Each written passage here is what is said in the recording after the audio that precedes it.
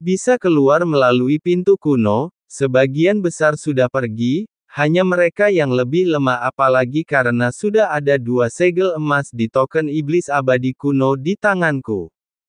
Satu-satunya perbedaan membuat mereka semakin cemas, sebelumnya sudah cukup terorganisir semua orang mengantri secara bergantian, namun kehidupan ini berlalu tanpa alasan adegan itu langsung menjadi kacau. Faktanya, bagi kebanyakan orang kuat, nyawa yang hilang bukanlah apa-apa, hanya karena semua orang meninggal. Hal ini membuat situasi menjadi tidak terkendali, mereka semua mulai bertarung dengan gila-gilaan, untuk menjadi orang pertama yang melenyapkan penguasa istana dari istana bawah tanah. Hanya sedikit orang yang berani menantang Sudian dan Cendian, bahkan mereka yang berani pun harus mengambil risiko. Di luar gerbang kuno Yuyan, yang sedang duduk bersila, memiliki ekspresi kompleks di matanya yang indah.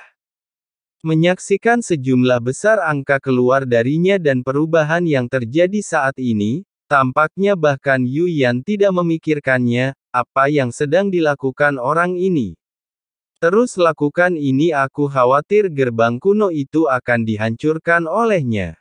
Itu saja. Hancurkan, hancurkan, jangan tinggalkan kesan buruk di benaknya. Ini sangat menarik pada dia dengan kebijaksanaan yang mulia. Ada juga roh jahat dari Raja Jahat.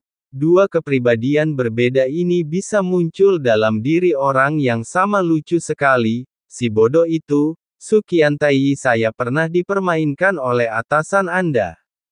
Tidak menyangka sekarang masih demikian, hihi.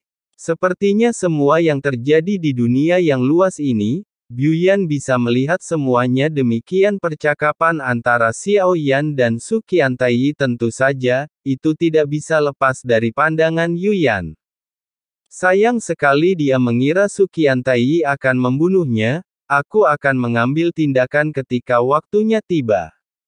Yuyan menghela nafas pelan saat dia berbicara, tampaknya cukup kecewa dengan ini. Jika Sukiantai mengambil tindakan, dia akan memiliki kesempatan untuk mengambil tindakan. Dengan cara ini Anda bisa berhutang budi. Perasaan itu berangsur-angsur menghangat kembali. Saat itu, Xiao Yan akan digulingkan sepenuhnya.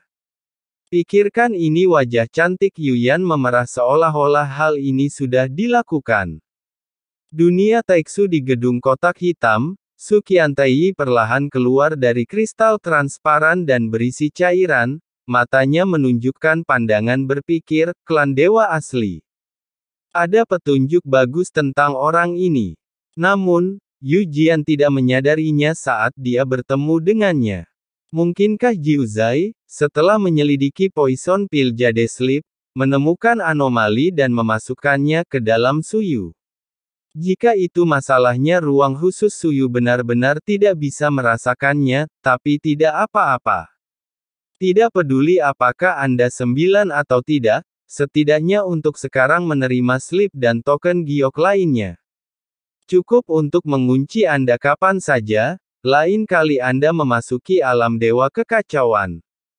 Anda dapat menentukan apakah Anda 9. Sukiantai mengangkat tangannya dan melambai cahaya biru muncul di depanku, menguraikan bintang-bintang dan laut, dan ada cahaya yang bersinar di dalamnya, dan peta bintang yang muncul di depan matanya itu berasal dari dunia kuno keabadian dan iblis, dan semburan cahaya itu adalah lokasi Xiao Yan. Meski petunjuknya memang sangat besar, tapi tidak menutup kemungkinan bahwa dia mungkin hanya sampah dari dewa aslinya. Sepertinya kami perlu mengirimkan beberapa orang untuk melanjutkan pencarian. Hanya saja wanita gila bernama Bei di dunia kuno keabadian dan iblis. Suatu hal yang merepotkan jika bukan karena dia saya bisa menguncinya di Jousha, ketika saya mencari Poison Pill Jade Sleep.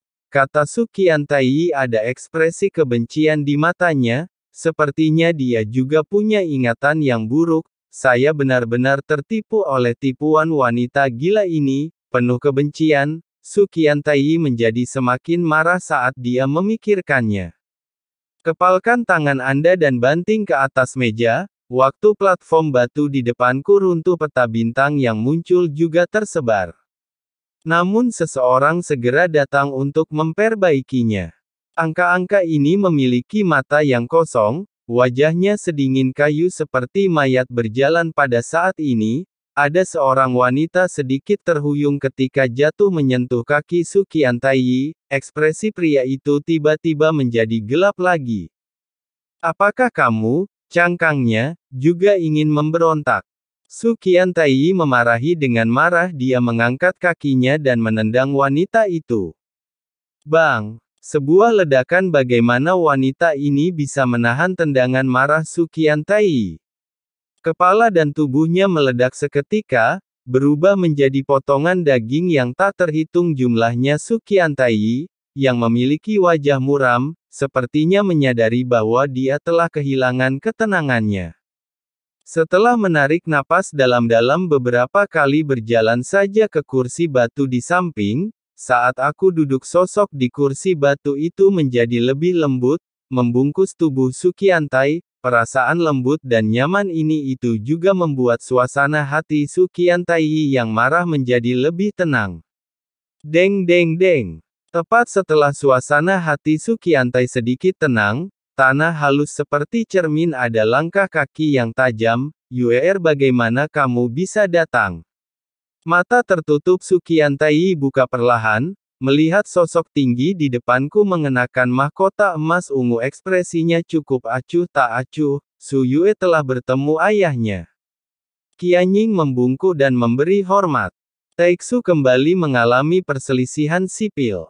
Su Lord memerintahkanmu untuk menekannya. Su Yue berkata dengan hormat. Dia mengenakan gaun sepanjang pinggul berwarna hitam, bahannya kualitas terbaik dengan kilau samar garis besar. Tubuhnya yang indah. Di bawah rok terdapat kaki yang panjang, ramping dan berkulit putih. Dipadankan dengan sepatu hak yang sedikit lebih tinggi, kakinya sangat indah, mendengus Su Tuhan. Apakah kamu mengejek raja ini? Perselisihan sipil terjadi dan dia tidak bisa menyelesaikannya.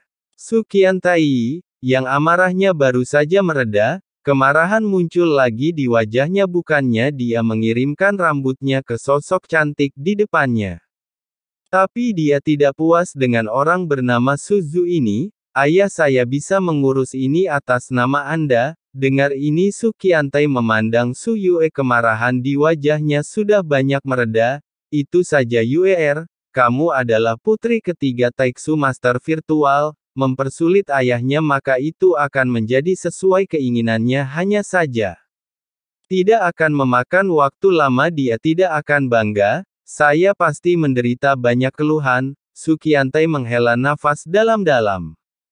Sepertinya aku telah memperlakukan putri di depanku dengan sedikit buruk.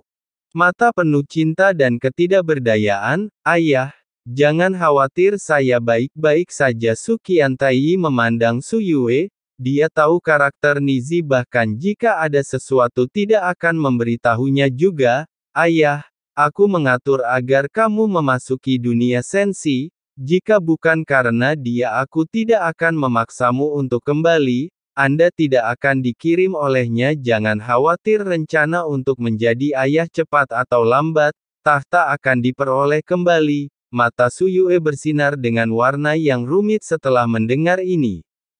Dia hanya mengangguk sedikit, tidak banyak bicara, dan Su Yue mengerti. Jika bukan karena mereka, bagaimana kamu bisa membiarkan ayahmu sendiri berada di bawah kekuasaannya? Bagaimanapun, dia juga adalah raja yang dulunya adalah Taixu. Adapun wanita jangkung dan cantik bernama Su Yue, jika Xiao Yan melihatnya sekilas, dia bisa dikenali. Tanda di alis Xiao Yan tidak akan pernah lupa. Su Yue adalah Qiu yang pernah dipeluk King Muer, hanya saja dia tidak lagi semanis itu. Qiu yang menyukai tanaman obat sekarang telah menjadi seperti yang dikatakan, Ratu Kekosongan pada Xiao Yan saat bertransformasi menjadi wujud manusia. Saat itulah dia tumbuh dewasa.